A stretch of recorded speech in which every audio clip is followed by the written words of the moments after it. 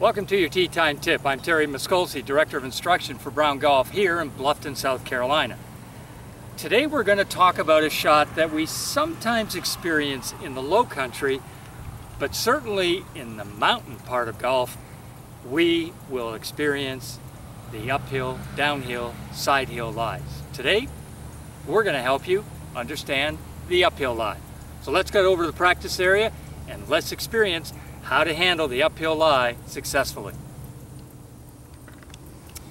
Okay, we're here at the practice area and we're going to be working on the uphill lie. Now, the one thing you have to understand when you're walking into a shot that is an uneven lie is to ensure that your body goes and positions itself to the slope of the land. So if you go back into our golf tips, you'll understand that we've done some stuff on ball above your feet, ball below your feet, and the downhill lie. Now we're coming to the uphill lie.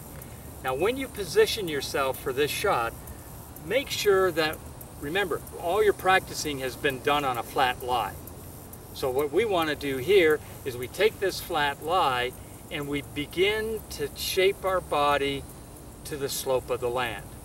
And it's important that you do that because now all that has to be done is you have to select the right golf club. So in this case here, I'm about 150 yards from the green, and normally at 150 yards, I'm going to be looking at probably no more than an 8-iron. But the slope, here's what the slope does. The slope takes the lie of the golf club, and because you lean over and your weight now favors the bottom leg, the loft of the golf club now increases. So we now have to take a look at, rather than have the 8-iron at 150 yards, with this slope, I have chosen the 5-iron, 3 clubs difference. So the reason for that is due to the slope of the land. Now if I had less slope, I might just go to a 7-iron. But this slope here has me tilted quite a bit, so now this slope, what it does is it puts the ball up in the air. That I know. What I need is I need a club that's also going to put the ball out. So I have the up, I now need to get the out. And so the out says I need a longer golf club to allow me to do that. Now when I approach my golf shot, I'll put the 8-iron down. Now when I approach my golf shot, I get myself set. And everything I do, I set up exactly as I were with a flat lie, except I now position myself to the slope of the land. Now with this position, this means I have to stay in this location. So when I take my swing back, as I go back, I can't move towards the ball or towards the slope. I must keep that position, and then I'm going to be swinging up the slope.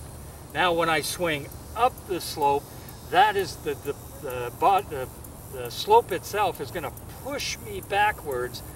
So the tendency is for the hip and the shoulder to move a little more left than what it should. So the tendency for this uphill lie is to pull the ball a bit. Once again, why I choose a longer golf club, so I don't have to force the swing so that the slope does push me. So now the key is from here. I get myself set, position myself to the slope of the land, and now what I want to do is I'll swing up the slope. And you'll see that when I start to swing through the shot and going up the slope is going to push me backwards just a bit.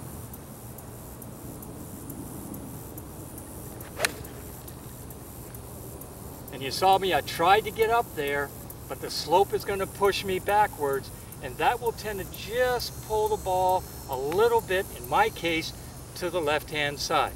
So when you're handling an uphill lie, make sure that the important thing, set your body up to the slope of the land, and you must take a golf club that is longer than the one you would have used for that shot if it were a flat lie.